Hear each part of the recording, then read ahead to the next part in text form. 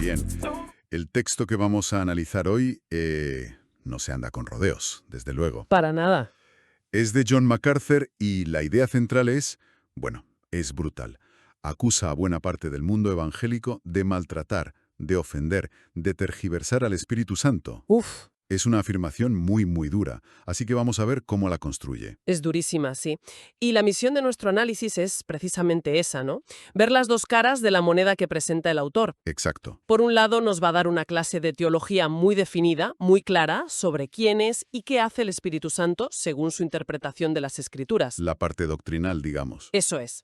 Y por otro, va a lanzar una crítica demoledora contra lo que él considera una falsificación moderna, una especie de ídolo al que se le atribuyen cosas que, según MacArthur, son un completo disparate. Vaya. El choque entre esas dos visiones es el centro de todo. Perfecto. Pues empecemos por la base. Para poder entender la crítica, primero hay que entender a quién defiende. Según el texto, ¿quién es el Espíritu Santo? Porque de entrada ya deja claro que no es una especie de energía cósmica. Ni la fuerza de Star Wars, no. Jaja, exacto. Pues esa es la primera barrera que quiere derribar. Insiste mucho en que no es un algo, sino un alguien. Una persona, Una persona, sí, divina, el tercer miembro de la Trinidad, con la misma naturaleza y poder que el Padre y el Hijo. Y para que no quede en algo abstracto, el texto subraya que tiene los atributos de una personalidad. ¿como cuáles? Pues mira, dice que tiene intelecto, porque conoce las profundidades de Dios. Tiene emociones, porque la Biblia dice que se le puede entristecer, y eso solo le pasa a alguien, no a una fuerza. Claro. Y tiene voluntad propia, porque es Él quien decide soberanamente qué dones espirituales le da a cada creyente. O sea, no es una influencia que uno pueda manipular, es una persona. Vale, es una persona. Y el otro pilar del argumento es que no es una persona cualquiera, sino que es Dios mismo. ¿Cómo sostiene eso el texto? Aquí se apoya en un pasaje muy conocido del libro de los Hechos, la historia de Ananías y Safira. Uf, esa historia es bastante cruda. Sí, sí. Esta pareja vende una propiedad, pero mienten sobre el dinero que entregan. Y cuando el apóstol Pedro se encara con Ananías, le pregunta, ¿por qué llenó Satanás tu corazón para que mintieses al Espíritu Santo? Espera, entonces, ¿mentirle al Espíritu Santo es lo mismo que mentirle a Dios? ¿Ese es el argumento principal para su divinidad, según el texto? Exactamente. Para el autor, esa es la prueba del algodón. Justo después de esa pregunta, Pedro remata diciendo, no es mentido a los hombres, sino a Dios. Ah, vale, la conexión es directa. La lógica que presenta el texto es aplastante. Si mentir al Espíritu Santo es mentir a Dios, es porque el Espíritu Santo es Dios. Entendido. Y a partir de ahí, le atribuye todas las cualidades divinas. Es eterno, es omnisciente, lo sabe todo, es omnipotente, Estuvo presente en la creación, ¿no? sí, como agente creador en el Génesis, y es omnipresente. Hay un salmo que pregunta, de forma retórica, ¿a dónde me iré de tu espíritu? La respuesta implícita es que a ningún sitio. No hay rincón del universo donde no esté. Entendido. Tenemos a una persona divina, todopoderosa. Pero entonces, ¿cuál es su misión? Porque, a ver, por lo que se ve en algunos círculos, parecería que su función es dar espectáculo. Pues el texto va en una dirección completamente opuesta, Ya me imagino. totalmente opuesta. La idea central, que se repite como un mantra, es que la misión principal del Espíritu Santo es glorificar a Cristo, no a sí mismo. O sea que no busca los focos. Nada.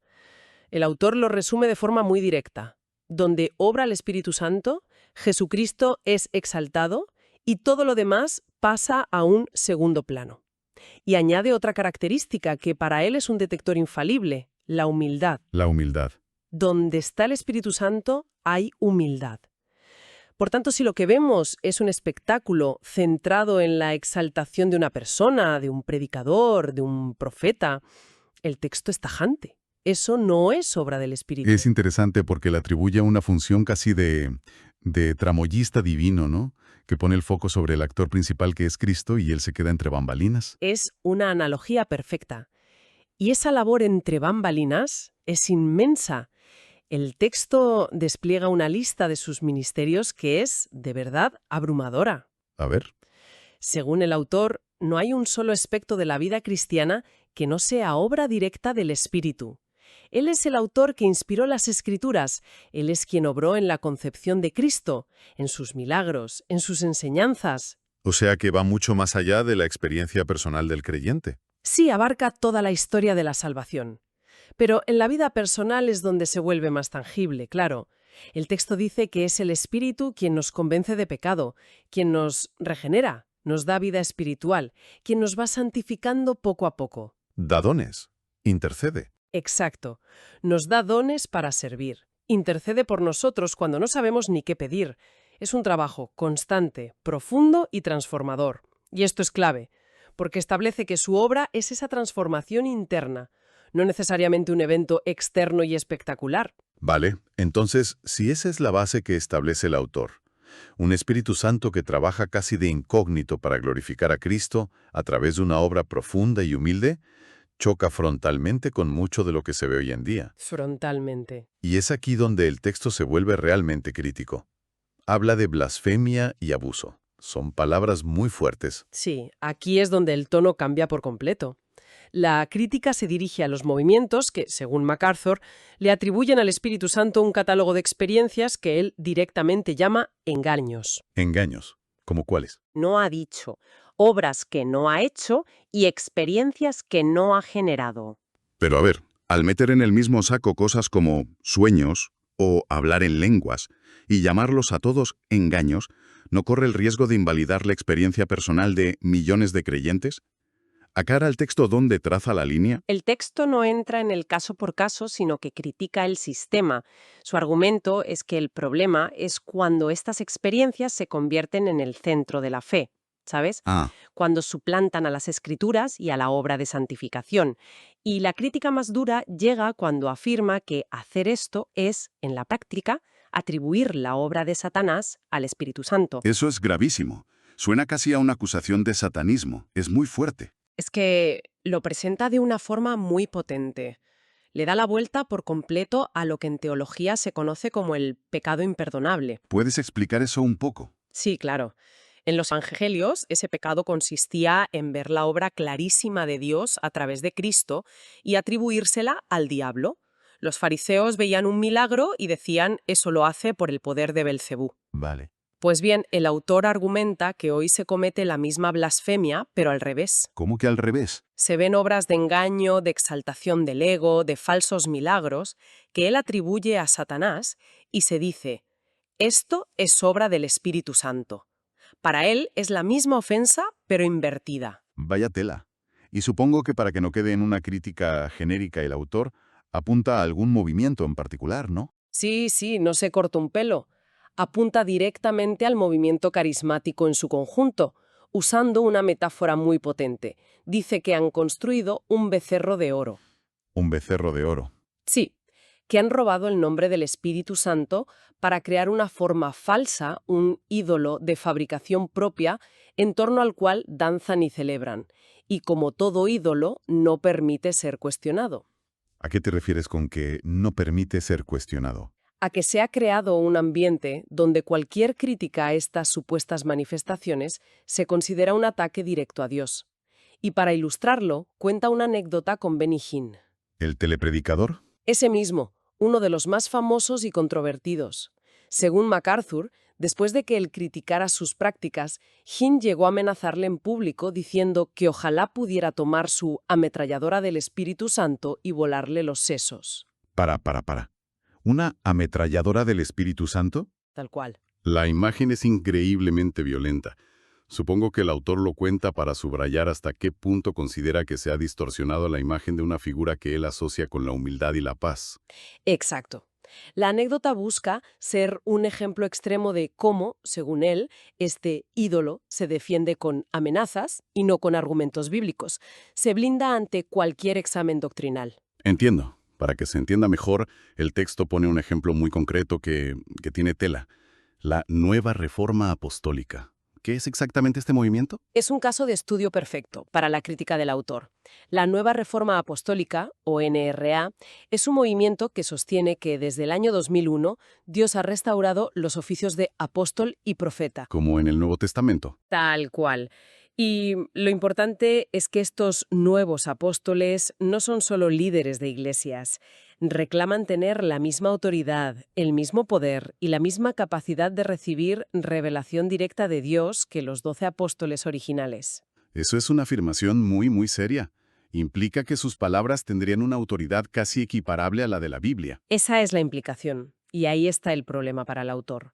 Y claro, con esa supuesta autoridad vienen las hazañas. Por ejemplo, Pues mira, el texto menciona algunas que son, como mínimo, llamativas. cuenta. Por ejemplo, se cita la afirmación de que uno de estos apóstoles detuvo la enfermedad de las vacas locas en Alemania, simplemente con una declaración de autoridad. ¿Así, sin más? Sí. O que otro grupo trajo lluvia a Texas después de una gran sequía. También describe rituales bastante peculiares, como clavar estacas de hierro en el suelo de ciertas ciudades para reclamar el territorio para Dios. Para expulsar demonios o algo así. Exacto, para expulsar demonios territoriales.